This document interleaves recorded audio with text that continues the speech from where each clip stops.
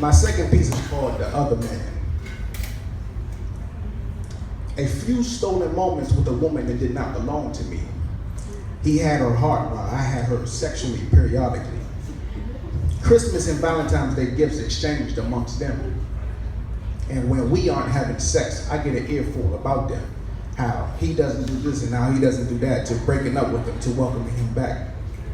In my lane, driving at my own pace, respecting her relationship, but it's hard when I yearn for a taste. See, her loving is like a chef's specialty at a 5-star restaurant. It may not be what you came for, but it's precisely what you want. Texting me while she is arguing with him. In a pool of tears, he leaves her to drown, but I taught her how to swim. Encouraging her as she treads water, knowing she will go back to him. I put my pride aside to embrace her because I cherish her. Calling my phone repeatedly last night, but I didn't answer.